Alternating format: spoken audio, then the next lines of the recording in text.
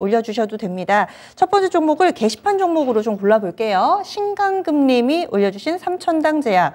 오늘 좋으셨겠어요. 종목만 봐도 좀 설레이는 오늘 하루입니다. 와, 수익 많이 내고 계신데요. 이분 55,000원에 비중 20%로 담고 계세요. 오늘 상한가 안착까지는 아니었는데 뭐 이만하면 상한가로 봐도 무방할 정도의 대단한 퍼포먼스를 봤습니다. 28% 이상 급등하면서 78,800원에 거래 마쳤습니다. 여기서 만든 복제약이 이 기존의 오리지널 약과 동등한 효능이 입증됐다라는 소식에 오늘 이런 급등을 만들어낸 건데요. 그렇다면은 이 삼천당 제약 앞으로는 어떤 투자 전략이 필요할지 운영님 이 종목은 어떤 대응 전략이 필요할까요? 예, 오늘 바이오 종목들 전반적으로 그렇게 썩 좋지는 않았는데 차트를 보시다시피 삼천당 제약이 최근에 차트 흐름 자체도 꾸준하게 우상향을 하다가 오늘 급등이 좀 나왔어요. 그래서 이제 재료 자체는 이제 복제약과 관련된 이제 바이오 시밀러와 관련된 재료가 좀 반영이 좀 되고 있는 회사라 좀 봐야 될 것 같은데, 그래서 제가 정확하게 이 회사에 대해서 가치 분석을 좀 해보지는 않았지만 이 회사에 관련된 부분을 현재 회사 시가총액이 지금 1조 지금 8천억대거든요. 상당히 높게 올라와 있습니다. 복제약 부분 자체가 얼마만큼 시장성이 있는지는 저도 좀 판단하기 쉽지 좀 알아보이는 쪽인데, 오늘 수급 자체가 외국인 투자가들이 오늘 집중적으로 매수가 입됐거든요. 한 30만 정도 매수가 입됐고, 그 다음에 개인 투자가들이 40만 주 정도 매수가 유입이 좀 돼서, 그 다음에 최근에 흐름 자체 보시면 주가가 지금 5만 원대에서부터 계속 좀 올라왔거든요. 아마 주가가 좀 미리 어느 정도 선 반영이 좀 됐던 것 같아요. 근데 그럼에도 불구하고 오늘 주가가 상당히 급등이 좀 나왔거든요. 차트 흐름으로 나온다면 오늘 외국인 수급이 상당히 좀 강하게 좀 들어왔고, 그 다음에 그동안 꾸준히 좀 올라와서 어떻게 보면 제로 노출과 관련된 부분도 반영돼 있다는 것을 감안한다 하더라면, 그럼에도 불구하고 오늘 주가가 좀 강하게 올라왔기 때문에 추가적인 상승 여력은 있지 않겠나 좀 봐야 될 것 같은데, 일단 기술적으로 보게 된다 한다면 직전 작년도 2021년도 고점이 95,000원대 정도 좀 돼요.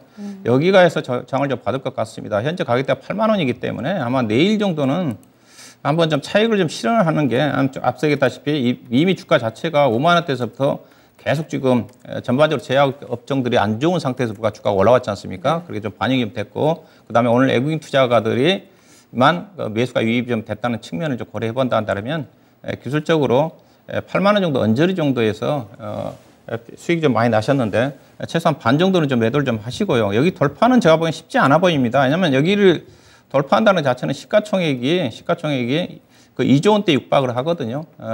현재 어떤 바이오 시밀러 관련된 종목들, 셀트론 헬스케어라든가 관련된 종목들 흐름을 본다 한다면 전반적으로 약세 흐름이기 때문에 이 종목이 그런 제로 노출이 어느 정도 나왔다는 측면에서 일단 8만 원 정도 언저리 정도가 기술적으로 딱 한번 최소한 반 정도는 차익을 실현. 왜냐하면 오늘 종가까지 강세를 보였기 때문에 내일 또 추가 상승이 있어 보이거든요. 그렇지만 내일은 아마 거의 8만 원대에서 한 번 좀 얻어맞고 주가는 다시 7만 원 정도 언저리 정도까지는 좀 내려올 가능성이 있어 보이지 않나. 그래서 8만 원 정도 언저리 정도에서 차익을 실현하는 전략이 좀 필요하지 않겠는가. 그렇게 좀 말씀 좀 드려야 될 것 같습니다. 네, 쉼없이 올라왔기 때문에 8만 원 언저리 내일장에서는 일정 부분 올랐을 때 수익 실현을 해주시는 게 어떨까, 이렇게 대안을 제시해 드립니다. 워낙에 잘 사셨잖아요. 55,000원대 사셔가지고 8만 원에 판다고 하더라도 수익률이 45%가 됩니다. 대단한 수익률인데요. 신강금님 잘 빠져나오시면서 수익 확정 지으시기를 바라겠습니다. 요즘 제약바이오 들고 계신 분들 표정이 상당히 좀 안 좋은데 삼천당 제약은 정말 예외인 것 같아요. 대단한 시세를 보여준 종목, 저희가 첫 번째 종목으로 살펴봤습니다. 다음으로는 전화상담 넘어가 보겠습니다. 시청자님 안녕하세요. 예. 예, 연결되셨습니다. 어떤 종목 봐드릴까요? HMM. HMM 맞으세요? 예. 예, 얼마에 사셨는데요? 25,000원에 샀는데, 네. 그게 34,500원까지 가서 내가 많이 내려갖고 샀거든. 네. 그런데 또 계속 내리고, 실적은 억수로 좋은 것 같아요. 네, 맞습니다. 그러면은 시청자님이 지금 비중이 몇 %세요? 100%. 그러면은 계속 사신 거세요?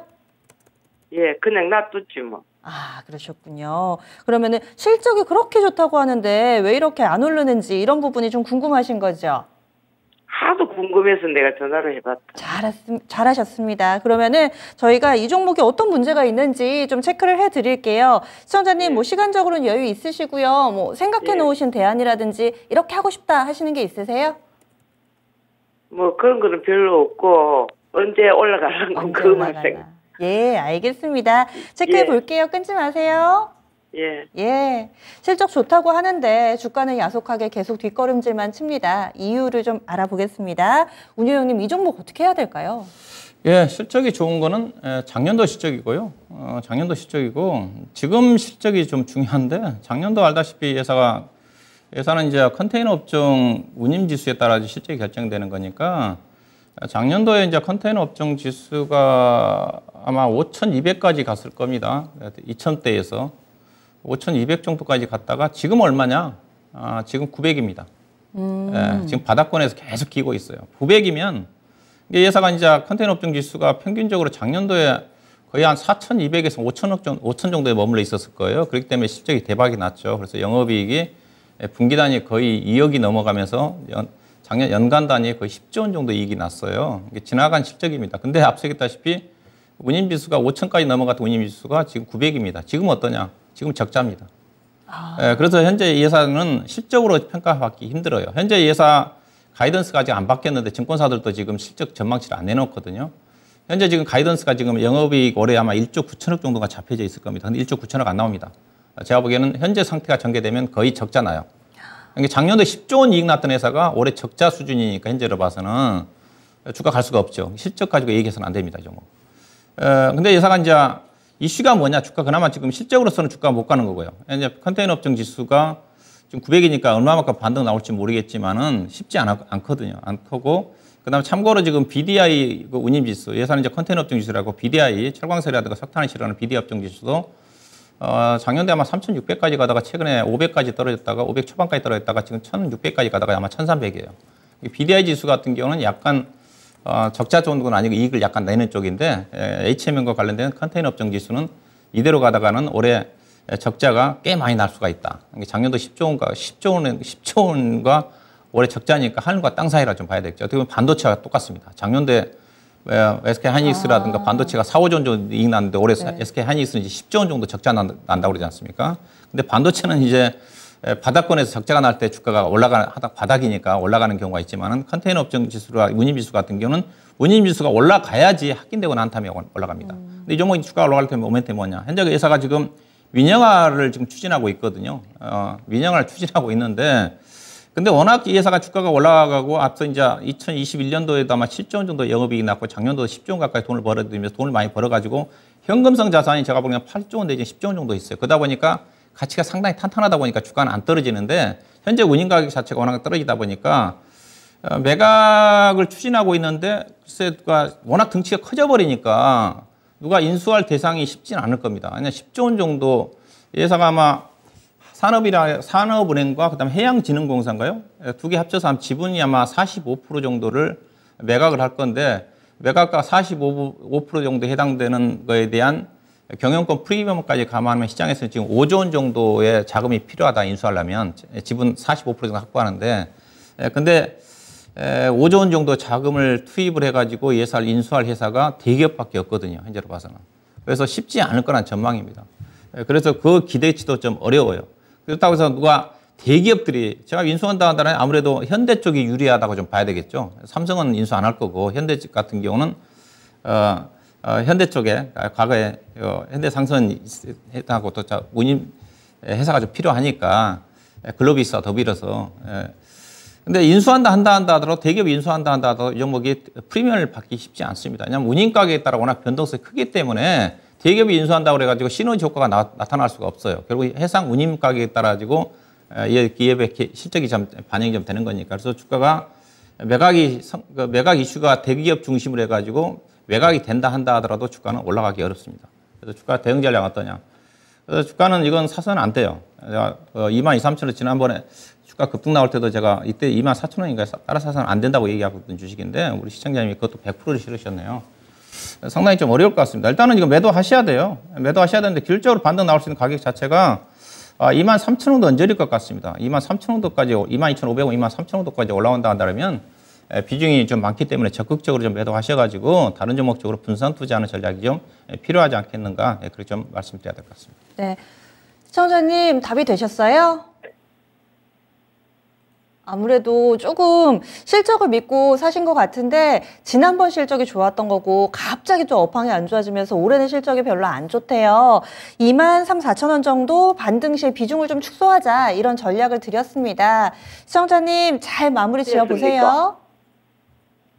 반등 나올 시기는 됐는가? 반등 시기가 궁금하다고. 예, 전반적으로 시장이 안 좋으니까 지금 경기 관련 종목들이 다 안 좋지 않습니까? 뭐 이 종목도 이제 그런 영향을 좀 받고 있어요. 그래서 경기 관련 종목 쪽으로 순환매가 돈다 한다라면 아무래도 이제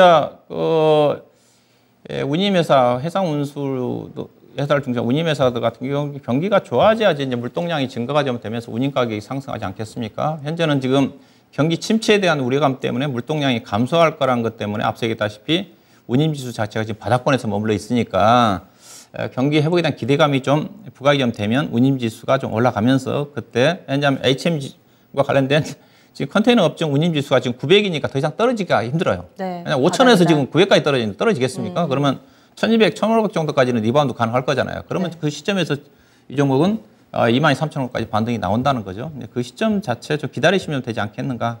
다만 앞서 얘기했다시피 우리 시청자님 비해서 한 25,000대 이상 기대하기는 조금 쉽지 않아 보인다. 그런 관점에서 반등시 매도하는 전략이 좀 필요하다고 말씀드려야 될 것 같습니다. 시청자님 그냥 버티고 싶으시죠? 예, 신용을 해갖고. 네. 그 마음은 저희가 충분히 이해합니다만은 더 좋은 종목군들이 막 날아가는데 이렇게 비중을 많이 실어놓으셔가지고. 다 날아다니는데 진짜. 그러니까요. 예. 시청자님 조금 줄여가지고 그 돈으로 계속 수익 내시고 하면은 이 손실 만회하실 수 있어요. 지금 뭐를 사면 될까요? 저희가 매수 추천하는 코너는 토마토 TV 보시면 굉장히 많습니다. 저희는 시청자님처럼 고민하시는 분들 문제 해결해 드려야 되니까요. 저희 다음 분 만나볼게요. 잘 마무리 지어보세요. 예. 예. 수고하세요. 아유, HMM 비중을 한꺼번에 너무 많이 실으셔가지고 그래서 많이 좀 고생을 하고 계시는 것 같은데요. 다른 종목 보면 더 막 속이 쓰리실 텐데 잘 이렇게 좀 적절한 시기에 손절을 하는 것도 기술입니다. 그래서 저희가 이런 부분들 도와드리니까 한번 잘 고민해 보시기 바랍니다. 사연이 조금 안타깝네요. 저희 다음 분 만나보도록 하겠습니다. 게시판에서 종목 골라볼게요. 조세현 캐스터. 네, 지금 게시판에서 서당계 1년차님 보호무역으로 갈수록 컨테이너 업종도 힘들어질 것 같다고 이렇게 남겨주셨고요. 지금 전반적으로 좀 채팅창이 잠잠한 분위기입니다. 계속해서 투자 가이드라인이 필요하다 하시는 분들 종목명, 매수 단가, 보유 비중 궁금한 점 자세하게 남겨주시고요. 저희는 먼저 단비꼬야님 종목부터 상담해보고 오겠습니다. 종목은 NHN 한국사이버결제고요. 13,000원에 5%입니다. 애플페이 모멘텀으로 얼마나 갈 수 있을까요? 장기 보유 가능합니다. 라고 남겨주셨는데요. 오늘 NHN 한국사이버결제 12,490원으로 마감했습니다.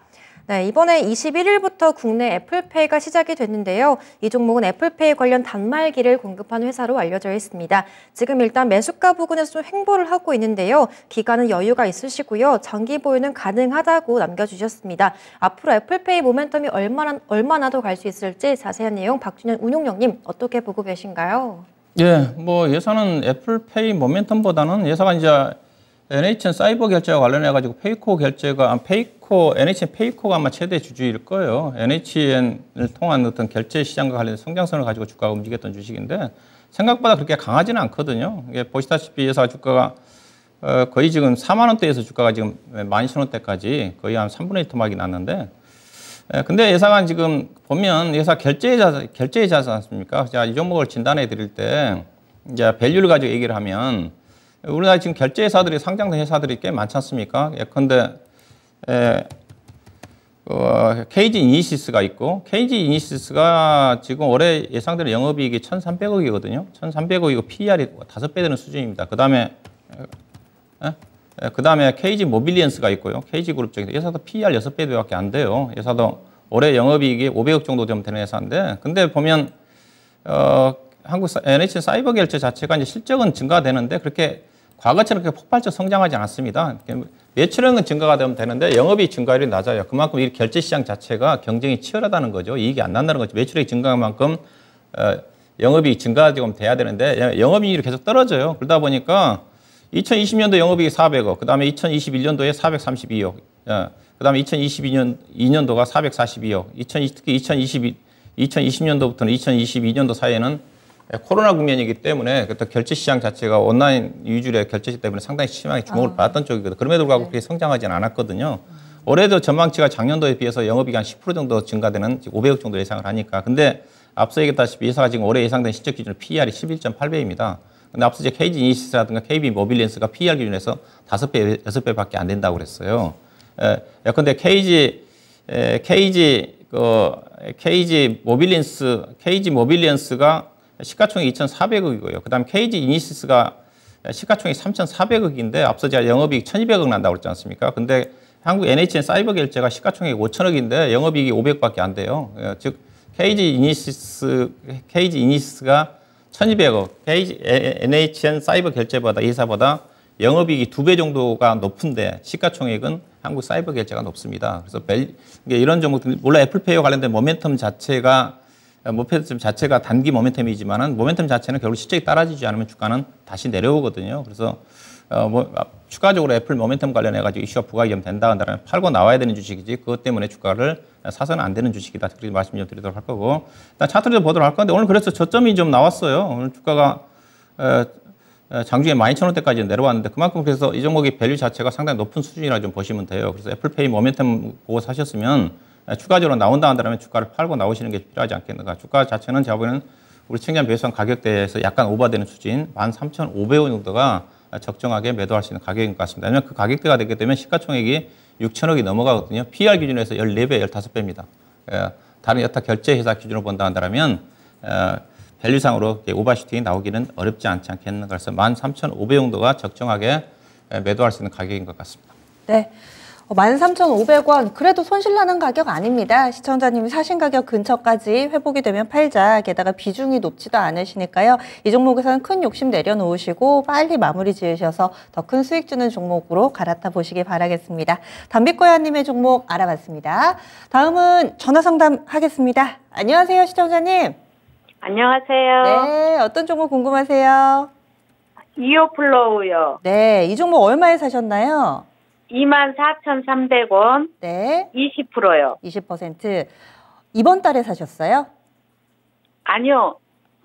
저번 달. 저번 달. 그래서 네. 오래되지는 않으셨고 이 종목 어떤 점이 궁금하세요? 저번에 많이 올라갔다가 네. 더 올라갈 줄 알고 안 팔았는데 매도 시점을 알고 싶어요. 알겠습니다. 그러면 저희가 목표가 잡아드릴게요. 잠시만요. 감사합니다. 예, 이오플로우입니다. 이 종목 직전 고점이 29,050원입니다. 더 올라갈 줄 알고 안 파셨대요. 그런데 그 이후로 약간은 좀 꺾여가지고 이 종목 알아보도록 하겠습니다. 이오플로우는 어떤 대응 전략이 필요하죠, 운영님? 예, 예사는 아마 당뇨병 인슐린 패치 관련 회사인 걸로 알고 있고요. 아마 상장된 지는 그렇게 오래되지는 않은 걸로 알고 있어요. 2020년도 정도에 상장이 좀 된 것 같은데 상장 이후에 이제 4만 원 정도까지 올라왔다가 주가 12,000원까지 좀 떨어졌다가 지금 저점 대비해서는 거의 100% 정도까지 올라와 있는데 근데 이거는 이렇게 보셔야 됩니다. 회사 시가총액이 지금 7천억짜리 회사거든요. 이 회사는 상당히 위험해요. 제가 보기에는. 일단은 이런 유형의 바이오 종목들이 많은데 최근에 이제 지난주에 셀루미던가요? 그 거래 정지당했지 않습니까? 네. 셀리버리라는 회사가 거래 정지당했는데 네. 회사가 이제 보시면 2021년도에 자본이 이제 182억인데 작년도에 회사가 이제 아마 IPO가 들어오면서 아마 자본 여건이 좀 됐어요. 자본이 좀 들어오면서 아마 그 사업보고서 보니까 현재 HTS상은 안 나와 있는데 자본 총계가 이제 980억 정도까지 올라와 있습니다. 즉 940억이네요. 자기 자본이 940억인데 그럼 보시면 이 회사가 지금 당장 이 회사가 이익 나지는 않거든요. 지금 보시다시피 이 회사 연간 거의 지금 작년도에 300억 정도 적지 않았고 2021년도에 300억 정도 적지 않았지 않습니까? 그럼 이 회사는 정상적으로 생각하면 올해도 300억 정도 적지 않는다고 생각하시면 됩니다. 네. 예, 그건 날 수밖에 없어요, 대부분. 물론 이 회사가 보니까 인슐린 패치와 관련해가지고 제품 판매가 증가가 되는데 제가 봤는데 인슐린과 관련된 이 회사 제품 캐파라든가 봐서는 전체 시장 규모 자체가 1,000억이더라고요. 1,000억인데 예, 전체 예사가 20% 정도 점유한다 한다면 연간 매출액 200억을 보더라고요. 200억을 보는데 근데 예사가 이제 작년도에 매출액은 67억이지 않습니까? 200억 내가지고 이익 저는 못 난다고 봐요. 예, 고정비라든가 들어가는 부분이 있기 때문에. 오히려 제가 생각하는 대로 합리적으로 생각한다면 최근에 2년 동안 연평균 300억 정도 적자가 났으니까 올해도 300억 정도 적자가 납니다. 그러면 앞서 다행히 작년도에 자본 확충이 많이 돼가지고 자본 확충이 안 됐으면 작년도 예산은 거의 자본 잠식이겠죠. 근데 예산 최근에 보시게 되면 전환사채라는 주식 전환이 많이 되고 있어요. 전환사채를 통해서 자본이 계속 들어온 것 같아요. 그러면 계속 유통 물량은 계속 증가될 거예요. 유통 물량은 2021년도 기준으로 해가지고 유통 물량이 2,400만 주인데 지금 3천만 주가 됐거든요. 올해도 계속 늘어날 겁니다. 계속 유통 물량이 증가되게 되면 주주 가치는 계속 희석이 좀 될 수밖에 없을 것 같고요. 그래서 일단은 이건 장기 투자해서는 안 될 것 같고, 매수 가격이 24,300원, 최근에 좀 사셨던 것 같네요. 시가총액이 7천억이 다른 제약주들이 전반적으로 상당히 약세 국면을 감안하면 일단 좀 팔고 나와야 되는 주식인 것 같습니다. 근데 예산은 올해까지는 문제가 없어요. 근데 올해와 내년도에 또 전체로 본다 한다면 600억 정도 적자가 난다 한다면 내후년 정도 가면 또 자본이 유트러지거든요. 그럼 또 계속 지금 전환사채라든가 증자를 통해서 물량이 증가될 겁니다. 대부분 바이오 기업들이 이렇습니다. 이 회사뿐만이 아니라. 그러다가 이제 셀리브레이드처럼 자본 확충이 안 되면 약간 셀리브레이드 같은 경우는 정확한 내용을 봐야겠지만 약간 분식 회계, 약간 회계상의 문제가 있었기 때문에 감사에게 거절을 당한 거거든요. 약간 이제 상장 폐지라든가 자본 장식 안 당하기 위해서 약간 회계를 약간 조작하는 국면 쪽에서 아마 감사에게 거절된 상태이기 때문에 그런 쪽으로 변경될 가능성이 크거든요. 그래서 2호 플러스 정도는 2, 3년 정도는 괜찮지만 계속 적자가 늘어날 수밖에 없는 상태이기 때문에 그 다음 쓰겠다시피 예산 인슐린 패치와 관련된 부분 자체가 시장성 자체가 연간 2, 300억 정도 이익이 매출액이 발생이 좀 되는 구조이기 때문에 실적이 크게 증가될 수 있는 그런 회사는 아닌 것 같고 다행히 주가가 많이 올라온 것 같습니다. 일단 기술적으로는 21동 평균선이 꺾여서 내려오고 있기 때문에 현재 21동 평균선 25,000원이거든요. 그러면 22평선을 돌파하기가 조금 좀 어려워 보여요. 장기적으로 28,000원대까지 상승 이후에 지금 62평선을 대고 리바운드가 나오고 있기 때문에 현재 62동 평균선만 이탈되지 않는다 한다면 아마 24,800원, 25,000원 정도 이 사이까지는 반등이 나올 것 같습니다. 이 이상 가격에는 제가 보기에는 상당히 좀 부담스러운 게 아닌가. 그래서 추가적으로도 만약에 2만 원 이탈한 시점에서도 비중이 20%네요. 반 정도는 좀 리스크 관리 좀 하시고요. 24,800원 정도를 적정하게 매도 목표를 염두에 두시고 접근하는 전략이 필요할 것 같습니다. 네. 아유, 지난번에 못 보신 게 좀 아쉽기는 한데 손절 라인은 2만 원 이탈시로 잡아드렸고요. 반등의 목표치는 24,000원 후반 혹은 25,000원 정도 매수하신 가격 근처에서 정리하자 이렇게 의견 드렸습니다. 해결이 되셨어요? 네. 예. 감사합니다. 예. 잘 마무리 지으시기 바랍니다. 예. 이렇게 해서 이웃플로우 저희가 전화로 상담해봤습니다. 다음은 게시판으로 가보겠습니다. 조수영 캐스터. 네, 다음으로 좋은날님 종목 다뤄보도록 하겠습니다. 안녕하세요. CS윈드 62,900원 비중 10% 보유 중입니다. 2년 정도 장기 보유 중인데 흐름이 너무 답답합니다. 앞으로의 전망과 대응 전략 궁금합니다. 목표가도 알려주세요 라고 남겨주셨는데요. CS윈드 일단 수익 구간이십니다. 그런데 좀 더 추가 수익을 기다리고 계신 것 같고요. 오늘 종가상으로 69,700원으로 마무리했습니다. 요즘에 풍력 이런 신재생 에너지 종목군보다는 확실히 잘 가는 섹터가 있어서인지 그늘에 가려진 종목 중 하나가 아닌가 싶습니다. 원전이랑 풍력 이런 종목들은 개별 수주 소식이 한창 잘 나올 때가 있었는데요. 요즘은 또 그런 이슈도 좀 많진 않고요. 이 종목 어디까지 갈 수 있다고 보시는지 자세한 내용은 박준현 운용령님께 진단 부탁드리도록 하겠습니다. 예, CS 윈드는 이제 국내 풍력보다는 이제 해외 쪽에서 예사가 매출이 많이 나오거든요. 이제 국내 시장 같은 경우는 그동안 이제 태양광 시장 위주로 해서 시장이 많이 신재생에너지 자체가 많이 좀 활성화 좀 됐고, 이제 국내 시장 자체도 특히 그 윤석열 정부 들어서 태양광보다는 지금 풍력 쪽을 좀 많이 우대를 하고 있는 쪽이거든요. 최근에 정부의 신재생에너지 정책을 본다 하더라도 태양광 부분 자체는 문재인 정부보다 좀 비율 자체를 낮췄고 풍력 시장 부분 자체는 약간 높였거든요. 국내도 그동안 예상 해외 쪽에 매출이 좀 나왔는데 국내 쪽에 풍력 시장이 확대가 된다 한다면 수혜를 좀 받을 수 있다고 좀 봐야 될 것 같고요. 근데 예산은 이제 거의 매출 비중이 현재로서는 거의 100% 정도가 해외 쪽입니다. 거의 예사가 풍력 시장의 해외 법인들 거의 글로벌 주요 대륙 쪽에 유럽, 아시아, 그다음에 2021년도에 북미 시장 같은 경우도 지멘스인가요? 해외 법인을 좀 인수를 좀 하면서 특히 이제 미국 시장이 올해 이제 작년도에 인플레이션 감축법이 통과 좀 되면서 올해 본격적으로 신재생에너지 분야 자체가 투자가 전개될 건데 그 부분에 아마 수혜를 좀 받을 겁니다. 근데 다만 예사가 이제 주가가 작년도에 실적의 변동성이 좀 컸어요. 분기단이 시장 예상치를 좀 못 미치는 실적이 좀 나오면서 보시다시피 작년 4분기 때 적자가 났지 않습니까?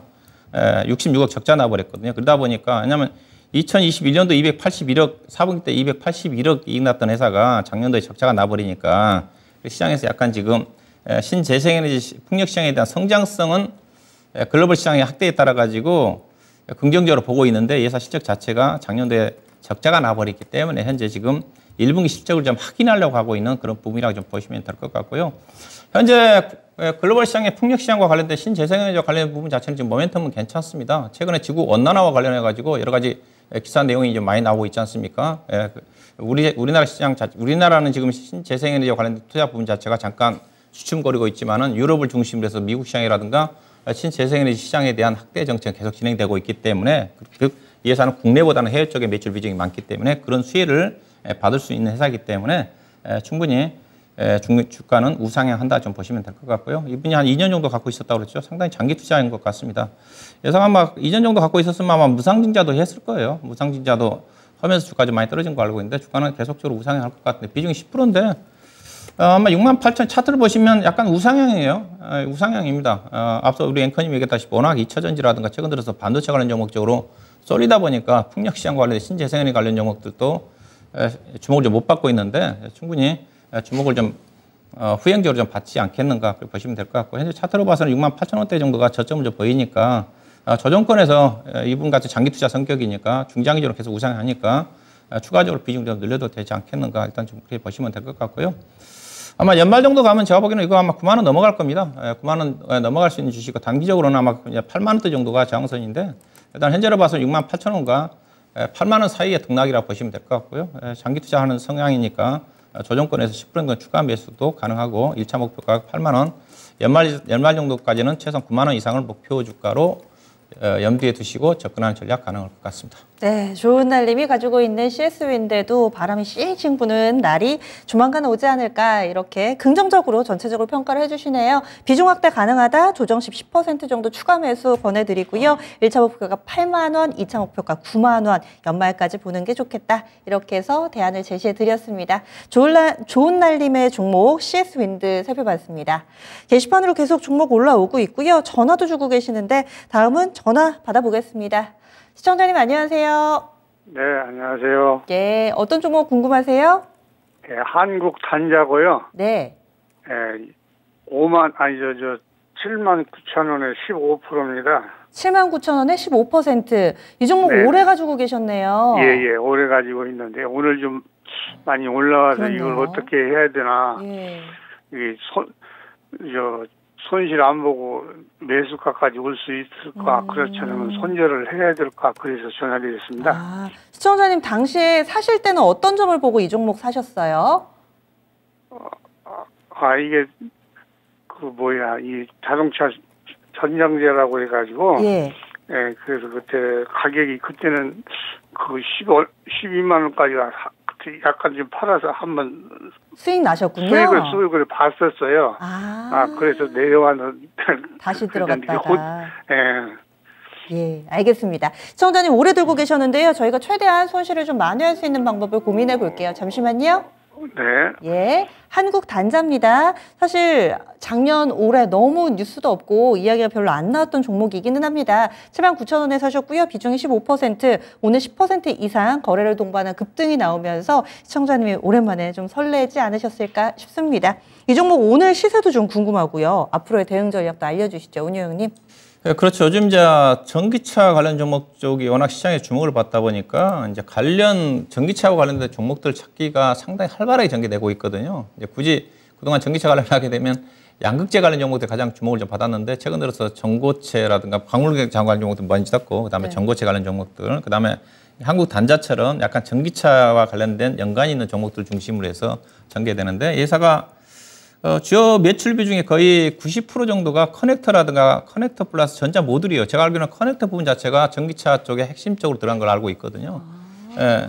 그래서 회사가 이제 실적 자체도 대체적으로 자동차 부품 회사들이 영업이익률이 4% 5%밖에 안 되는데 아마 8% 9% 정도 좀 될 거예요. 그래서 작년도도 회사가 매출이 9,600억 원에 영업이익이 760억 정도 났는데 상당히 알짜 회사입니다. 작년도에 주당 EPS가 6,000원 정도 되는 회사니까 현재 주가 오늘 주가 급등을 했지만 PER 기준에서 10배 되는 수준이니까 그래서 아마 주가가 올라간 이유 자체가 앞서 이제 전기차와 관련된 쪽에 연관을 좀 붙여서 주가가 오늘 보니까 외국인 투자가 들어가고 외국인 투자가 3만 정도 매수가 유입이 좀 됐네요. 거래량도 한 20만 주가까지 급등을 했는데 이렇게 이제 급등을 하게 되면 시장에서 관심이 쏠리거든요. 워낙 이쪽에 핫하다 보니까 그래서 아마 오늘 거의 종가까지 강세 흐름이 전개됐는데 약간 추가적인 상승 여력은 있어 보입니다. 회사 자체가 이제 회사가 현재 시가총액이 6,500억 정도 좀 되는데 이제 기술적으로 보면 과거에 11만 원 정도까지 갔던 주식이에요. 11만 원까지 갔던 주식이고 그때보다 실적 자체는 안정적으로 이익이 나고 있는 회사니까 오늘 장대 음봉이 좀 나왔지만은 현재 흐름을 봐서는 추가적으로 약간 상승 여력이 있어 보입니다. 올해 앞서 이제 올해 실적 전망치는 안 나와 있지만은 작년도에 영업이익이 760억, 2020년도에 790억이기 때문에 올해도 대체적으로 아마 7, 8억 정도 이익이 좀 날 것 같아요. 그러면 회사가 주당 BPS도 지금 8만 원짜리 주식이거든요. 올해 실적까지 감안하면 주당 BPS가 9만 원 정도 되는 회사니까 충분히 이 종목은 안정적으로 주가가 상승할 수 있는 그런 기업 내용을 갖고 있는 게 아닌가 좀 말씀 좀 드리도록 할 거고요. 7만 9천 원대 매수하셨네요. 조금 과거에 이제 고점에서 팔고 좀 대사서 좀 고생을 하고 계신 것 같은데 일단은 이 종목 아마 오랫동안 매매하셨기 때문에 기업 내용을 잘 알고 계실 것 같아요. 그렇지만 현재로 봐서는 현재 시장 여건을 고려해 본다면 아무래도 후발주 성격이니까 강하게 고점 돌파는 어려워 보이고요. 현재 기술적으로는 아마 6만 7천 원 정도 언저리 정도가 매도할 수 있는 목표 주가가 될 것 같은데 조금 좀 오랫동안 보고 계셨으면 주가가 최근에 5만 6천 원 정도에서는 살벌 추가적으로 매수를 해볼 만했던 것 같은데 일단은 현재는 약간 기술적인 반등을 염두에 두시고요. 현재 가격대가 그 다음에 이제 매물층 자체가 6만 8천 원대가 지금 이제 매물층이 좀 쌓여 있습니다. 6만 8천 원대 이상이죠. 그래서 현재 흐름으로 봐서는 6만 8천 원 정도에서 한번 찍고 다시 약간 눌림목이 좀 나오면서 5만 8천 원이라든가 내려오지 않겠는가. 그래서 일단은 목표 주가를 좀 아쉽지만 시청자분이 6만 9천 원 정도, 7만 9천 원 정도 사셨지만 현재로 봐서는 아마 6만 8천 원 정도 언저리에서 고점을 좀 찍지 않겠는가. 그렇지 않으면 그보다 약간 상향한다 한다면 작년 4월달, 5월달에 형성된 주가 자체가 7만 원이니까 그게 6만 8천 원 정도 현재로 봐서는 적정한 매도인 것 같아요. 왜냐하면 주가가 5만 원대 아래까지 내려왔다 올라와 있기 때문에 그리고 또 5만 6천 원, 최근에는 5만 6천 원이기 때문에 그래서 6만 8천 원 정도를 1차적인 매도 목표를 잡으시면 되지 않겠는가. 그렇게 말씀드리겠습니다. 네, 시청자님 일단 반등의 목표치를 6만 8천 원, 7만 원 그 언저리로 잡아드렸습니다. 궁금한 게 해결되셨어요? 예. 약간은 감사합니다. 네, 아쉬우실 수도 있는데 그래도 오래 좀 들고 계셔가지고요. 이 종목 잘 마무리 지으세요. 네. 예, 고맙습니다. 이렇게 한국단자는 전화로 저희가 상담을 해봤습니다. 오늘 그래도 일정 부분의 희망을 엿보셨을 텐데 이렇게 가격 전략까지 세워드렸고요.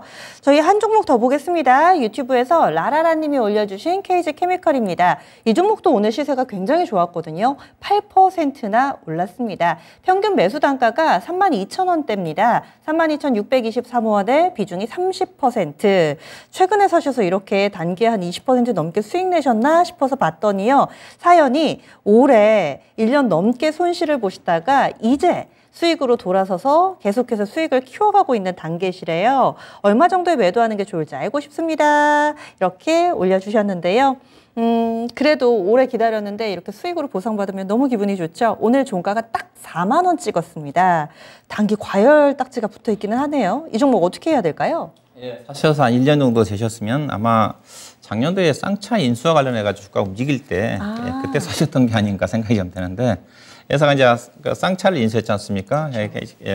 KG케미칼은 이제 KG그룹의 약간 지주회사 성격입니다. 지주회사 성격이고 M&A로 성장한 회사이고 KG스틸 옛날 동부제철이죠. 동부제철 인수해서 회사 실적은 현재 영업 실적은 거의 KG스틸과 관련된 회사의 실적이라 좀 보시면 됩니다.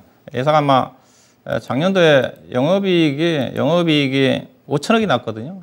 거의 KG스틸이 작년도에 철강 좋으면서 영업이익 3,400억 났으니까 이 회사 실적의 영업이익 기준으로 본다면 실적이 거의 80% 정도가 KG스틸 효과라고 좀 보시면 될 것 같은데 대신 오늘 주가가 올라간 이유가 뭐냐? 이 종목도 2차 전지입니다. 이 종목은 이제 이 종목은 그 자회사 중에서 그 KG 에너캠이라는 회사가 있어요. 제가 회사는 옛날에 이제 분석을 해봤기 때문에 잘 모르거든요. 회사가 2차전지 관련 종목인지. KG 에너캠이라는 회사 자체가 네. 항산 니켈을 만드는 회사입니다. 근데 아직 돈 이익이 안 돼요. 그래서 조금 전에 제가 사업보고서가 제출돼서 작년도 실적이 KG 에너캠이 실적이라도 매출액이 어느 정도가 봤더니 매출액이 240억 원 여전히 적자더라고요. 이제 항산 니켈 자체가 2차전지의 니켈의 핵심 원재로 좀 작용을 하는 거니까. 근데 그 부분이 반영이 좀 되고 있다고 보시면 될 것 같습니다. 여기다가 쌍용 자동차를 거의 헐값에 인수했거든요. 쌍용차를 인수했고, 그 다음에 이제 쌍용 자동차가 아직 거래 정지인 걸로 알고 있는데 아마 조만간 이제 거래 풀리겠죠. 최근에 자동차 판매가 좀 워낙 전개되면서 상당히 영업 실적 자체가 상당히 호조를 보일 거다. 그래도 전망이 나오고 있는 것 같거든요. 즉, KG 스틸 동부제철 인수해가지고 엄청난 그 이익을 좀 싸게 인수해가지고 효과를 좀 받고, 그 다음에 쌍용 자동차도 거의 쌍용 인수 금액 자체가 2, 3천억밖에 안 된 걸로 알고 있어요. 근데 평택 쪽에 땅값만 가능하면 그러니까 영업 상황만 좋아지면 이것도 큰 M&A를 잘했다고 평가를 받을 수가 있는 거니까. 여기다가 지금 제가 움직인 것 자체는 아무래도 KG 에너캠과 관련된 항산 니켈 사업 부분에 대한 성장성인 것 같은데, 근데 이걸 보고 사셨으면 앞서 얘기했다시피 아직은 항산 니켈 에너캠과 관련된 매출액은 거의 없는 것 같다. 참고하시면 될 것 같고요. 예산은 그렇다 한다도 주가가 싸죠. 회사 현재 그 시가총액이 5천억입니다. 5천억인데 이 회사가 그 자회사들이 꽤 많거든요. 앞서 이제 KG 이니시스, KG 모빌리언스, KG 스틸, KG ETS, 그다음에 이제 쌍용 자동차, 쌍용 자동차 인수했으니까. 근데 시가총액이 5천억이니까 지주회사 가치로 본다면 싸죠. 그래서 항상 니켈을 2차전지를 떠나서 지주회사로서의 어떤 자회사 가치를 감안하면 주가가 싼 게 아닌가. 충분히 추가적인 상승은 여러 개 있지 않겠나 생각이 좀 되는데, 다만 우리 시청자님이 고생하셨잖아요. 32,600원을 사셔가지고 지금 30% 정도 사셔가지고 수익을 좀 내고 있는 쪽인데, 일단 현재로 봐서는 지금 매물층이 여기에요. 아마 작년도에 쌍차 인수와 관련해가지고 주가가 급등이 되고 대량 거래가 됐던 가격이 이때거든요. 작년 5월 달이죠. 그래서 여기가 지금 38,500원 정도 좀, 45,000원, 5만 원 정도 좀 되는 수준이니까 현재 차트 흐름으로 본다 한다면 아마 4만 5천 정도까지는 가능성이 있어 보입니다. 대신 근데 이분은 오랫동안 고생하셨기 때문에 단계적으로 꼭 45,000원 보지 마시고요. 추가적으로 42,500원보다 단계적으로 좀 비중을 좀 축소하셔가지고 45,000원 정도 정리해서 전략 매도하는 관점에서 접근하는 전략이 필요하지 않겠는가? 그렇게 좀 말씀 좀 드리도록 하겠습니다.